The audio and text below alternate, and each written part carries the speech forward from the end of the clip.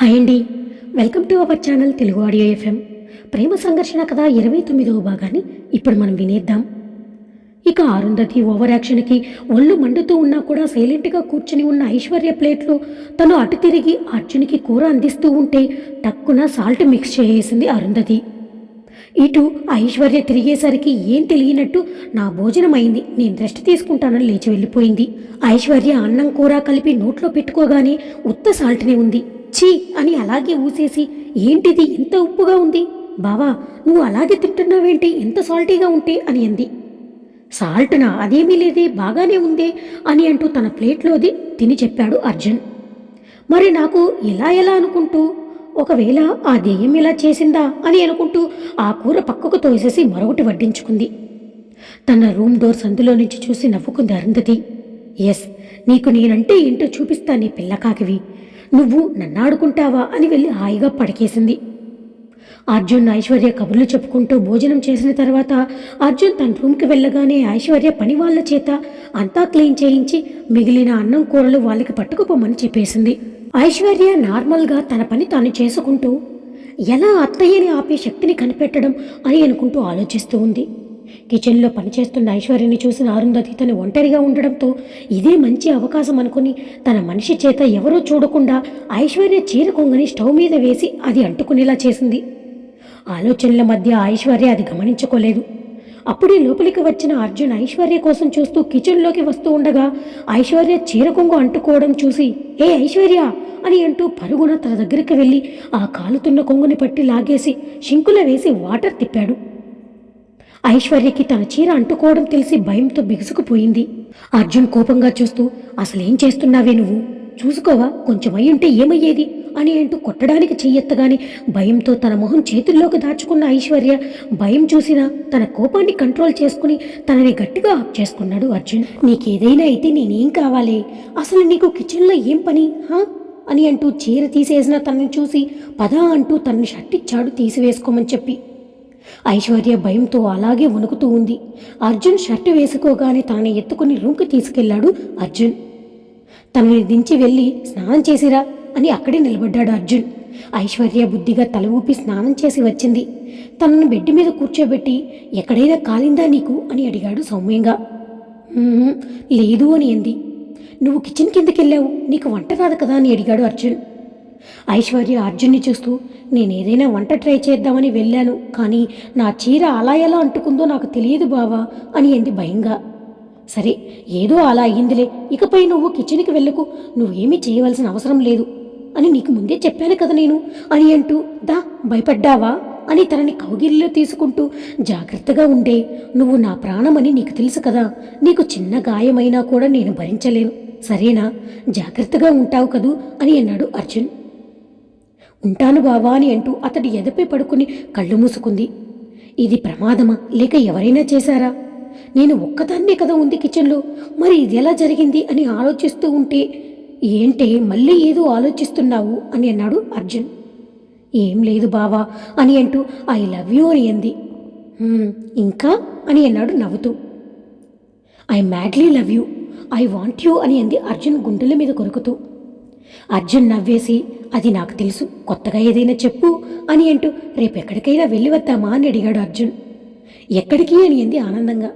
ఏమో, ఇంకా అనుకోలేదు, నువ్వు చెప్పు, నీకెక్కడికైనా వెళ్ళాలంటే వెళ్దాము, మన పెళ్లి తర్వాత నువ్వు నేను ఎక్కడికి వెళ్ళలేదు కదా అని అన్నాడు అర్జున్. నాకు ఇక్కడ ఏం తెలియదు కదా, నువ్వే చెప్పు బావా అని అంది ఐశ్వర్య. సరే నేను చెప్తాలే అని అంటూ తనతో పాటు కాసేపు పడుకుని నిద్రపోయాడు అర్జున్. రోజు ఐశ్వర్యని ఏదో ఒక రకంగా ఫూల్ని చేస్తూ ఉంది అరుంధతి. అర్జున్కైతే ఐశ్వర్య అలా వింతగా చేస్తున్న ఫీలింగ్ కలిగింది. తను ఒంటరిగా ఉండడంతో ఇలా ఉందేమో అని అనుకుని తనతో ఎక్కువసేపు టైం స్పెండ్ చేస్తూ ఉన్నాడు అర్జున్. ఓ రోజు అర్జున్ ఇంటికి వచ్చేసరికి హాల్ అంతా చిందరవందరగా, అరుంధతి ముఖమంతా పిండితో ఉండడం చూసి కంగారుగా వచ్చాడు అర్జున్. పిన్ని, ఏమైంది, ఎందుకిలా ఉన్నావు, ఇల్లంతా ఇలా ఉందేంటి అని అన్నాడు. అరుంధతి కంగారుగా, ఏం లేదు పెదబాబు, ఏం లేదు, నువ్వేంటి ఈ టైంలో ఇంటికి వచ్చావు అని అంది. పక్కన ఉన్న పనామె, ఎందుకు అమ్మగారు విషయం దాస్తారు అని అంది. అరుంధతి ఆవిడని నోరుముయ్ అని కసిరేసరికి, ఏం లేదులే పెదబాబు, నువ్వు పద అని అంది. పిన్ని, ఏం జరిగిందో చెప్తావా లేదా అని అన్నాడు గట్టిగా. పని మనిషి, బాబు, అమ్మగారు చెప్పరు గాని నేను చెప్తాను. ఇదంతా చిన్నమ్మగారు చేశారు. ఆ అమ్మ ఏదో దెయ్యం పూడిదానిలా చేస్తూ ఉంది బాబు. పెద్దమ్మగారిని కొట్టి తనపై ఇలా పిండిపోయేసి ఆ పైన నన్ను కూడా కొట్టింది బాబు. తనకు పిచ్చి పెట్టేసింది బాబు అని అంది భయంగా. అర్జున్ కోపంగా, ఏయ్, ఏం మాట్లాడుతున్నావే అని అన్నాడు. దాన్ని కోప్పడుకు పెదబాబు, అది చెప్పింది నిజమే. మన ఐశ్వర్య ఏదో తేడాగా చేస్తుంది కొన్ని రోజులుగా. ఈరోజు అది ఇంకాస్త ఎక్కువైంది. నీకు తెలిస్తే బాధపడతావని ఎన్నాళ్ళు చెప్పలేదు అని కొంగుతో కళ్ళు తుడుచుకుంటూ అర్జున్కి మైండ్ తిరిగిపోతుంది. నో, నా ఐశ్వర్య ఎప్పటికీ అలాగ చేయదు. మీరే ఏదో పొరపాటు పడుంటారు అని తన రూమ్కి వెళ్ళాడు అర్జున్. అతడు వెళ్ళగానే అరుంధతి కన్నింగా నవ్వి, సూపర్గా యాక్ట్ చేసావే, ఇదిగో అని అంటూ ఆ మనిషికి డబ్బులిచ్చి పంపించింది.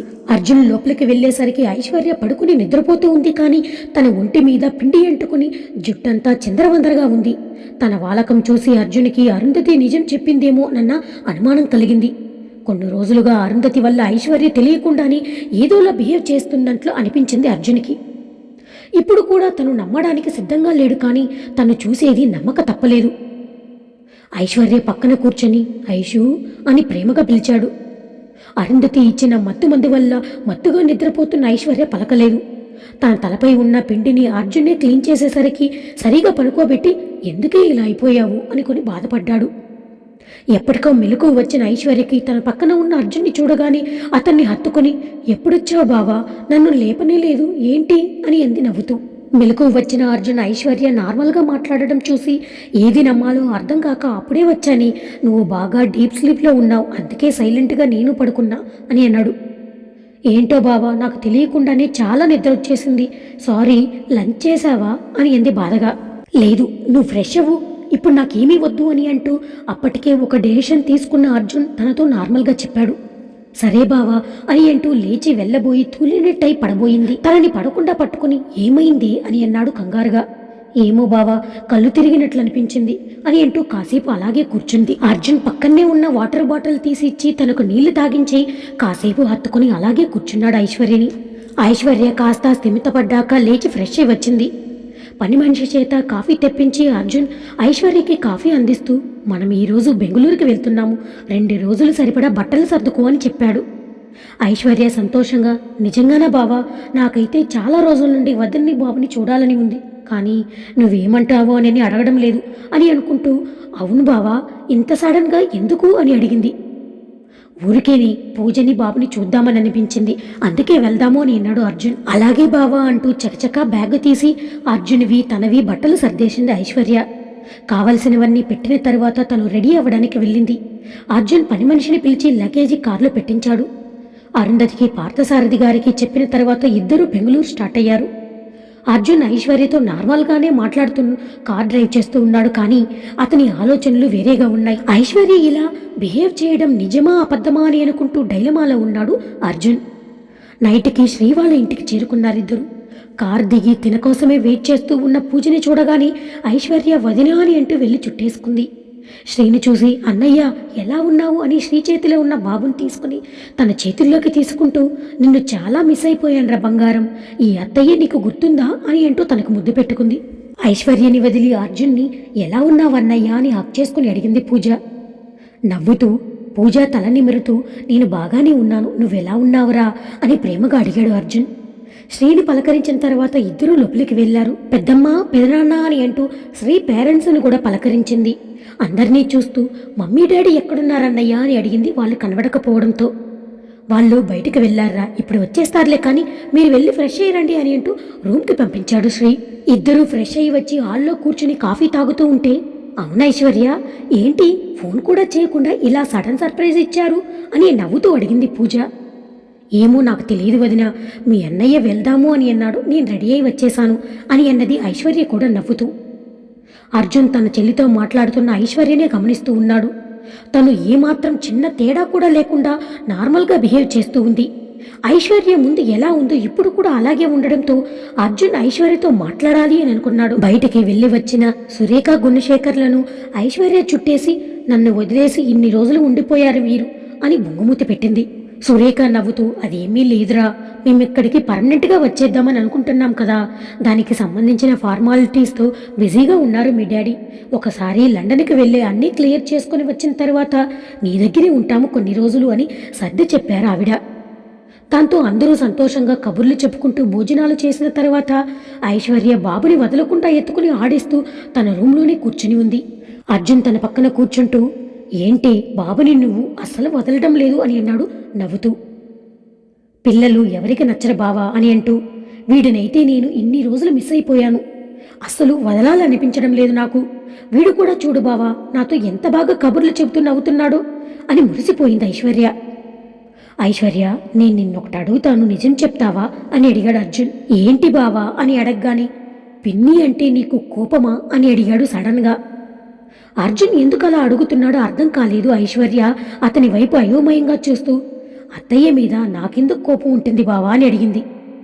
ఈరోజు ఉదయం నువ్వు పిన్నితో ఏదైనా ఇండీసెంట్గా బిహేవ్ చేశావా అని అడిగాడు. నేను అసలు అత్తయ్యని ఈరోజు చూడనే లేదు తెలుసా.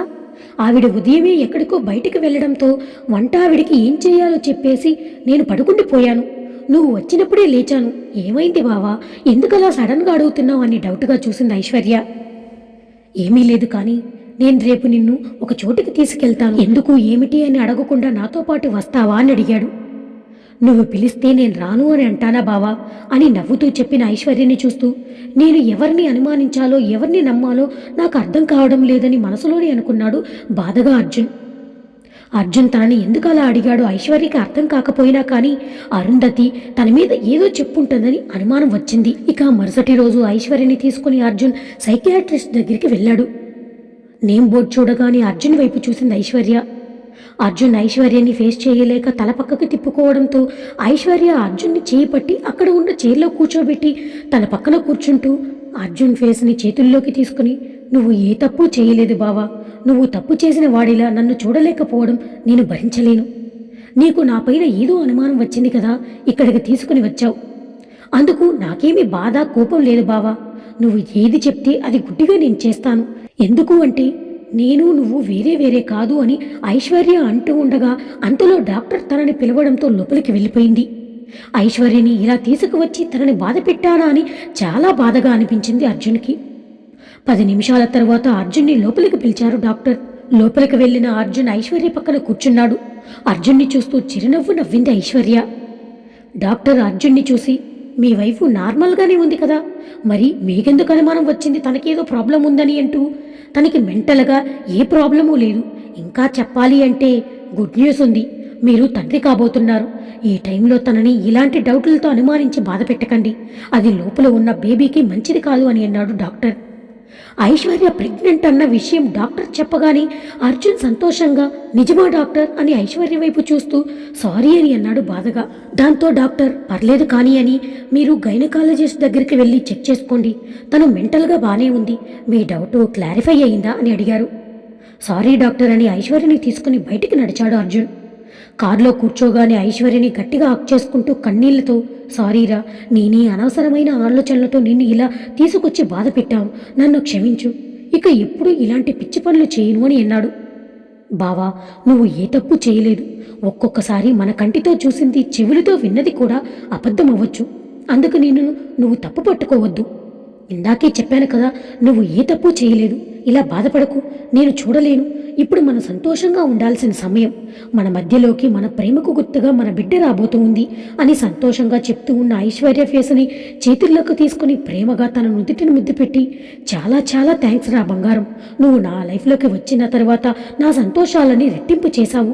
ఇప్పుడు నా బిడ్డను ఈ భూమి మీదకు తెస్తూ నన్ను మరింత సంతోషాలతో ముంచేశావు అని తన ఫేస్ అంతా ముద్దులు పెట్టాడు ప్రేమగా. వెంటనే తనకు తెలిసిన ఒక మంచి గైనకాలజిస్ట్ దగ్గరికి అపాయింట్మెంట్ తీసుకుని ఐశ్వర్యని తీసుకువెళ్ళాడు అర్జున్. అన్ని టెస్టులు చేసుకున్న తర్వాత ఐశ్వర్య ఆరోగ్యంగా ఉంది, బేబీ కూడా ఆరోగ్యంగానే ఉందని ఆ డాక్టర్ చెప్పడంతో ఆనందంగా ఇద్దరూ ఆ గుడ్ న్యూస్ని అందరితో పంచుకోవడానికి శ్రీ వాళ్ళ ఇంటికి వెళ్తున్న దారిలో స్వీట్స్ తీసుకుని వెళ్ళాడు. ఇంటికి వెళ్ళగానే అందరికీ గుడ్ న్యూస్ షేర్ చేస్తూ అందరికీ నోటికి స్వీట్ అందించాడు అర్జున్. అందరూ ఆ గుడ్ న్యూస్ విని ఆనందపడ్డారు. ఐశ్వర్యని అయితే అందరూ అపురూపంగా చూస్తూ తనకి బోలెడన్ని జాగ్రత్తలు చెప్పారు. అన్నయ్య, ఐశ్వర్యని ఇక్కడే వదిలేసి వెళ్ళు, నేను చూసుకుంటానని అతన్ని రిక్వెస్ట్ చేసింది పూజ. ఆ మాట వినగానే ఐశ్వర్య పూజ వైపు గుర్రునా చూస్తూ, నేను ఉండను వదినా, బావ ఎక్కడుంటే నేను అక్కడే ఉంటాను అని ఎంది కచ్చిగా. అందరూ ఆ మాటలకు నవ్వుతూ ఉంటే తనేమందో గుర్తుకు వచ్చి అర్జున్ ఎదలో మొహం దాచుకుంది సిగ్గుతో. పూజ నవ్వేస్తూ, నీ కథ తెలిసి కూడా నిన్ను అడగడం నాదే బుద్ధి తక్కువ అని అంది. ఇక సురేఖ గుణశేఖర్ గార్లకైతే కాళ్ళు నిలవలేదు. తమ కూతురు తల్లి అవుతుందని, తమకి మనవడు మనవరాలు రాబోతున్నారని వాళ్ళ ఆనందం ఆకాశాన్ని అంటింది. అర్జున్ ఫోన్లో ఆ గుడ్ న్యూస్ని పార్థసారథి గారికి చెప్పాడు. ఆ తర్వాత వరుణ్కి ఫోన్ చేసి చెప్పగానే పైకి కంగ్రాట్స్ అన్నయ్య, నాకు చాలా ఆనందంగా ఉంది అని అంటూ ప్రేమ వలకబోస్ ఫోన్ కట్ చేయగానే మీ ఇద్దరితో పాటు ఆ కడుపులో పుట్టపోయే బిడ్డ కూడా ఈ భూమి మీదకు రాకుండానే చావబోతూ ఉంది. ఒకరిని చంపినా ముగ్గురిని చంపినా ఒకటే శిక్ష కాబట్టి నాకు ఏ బాధ లేదు అని అనుకున్నాడు కసిగా వరుణ్. తర్వాత ఏం జరుగుతుందో మనం నెక్స్ట్ పార్ట్లో తెలుసుకుందాం.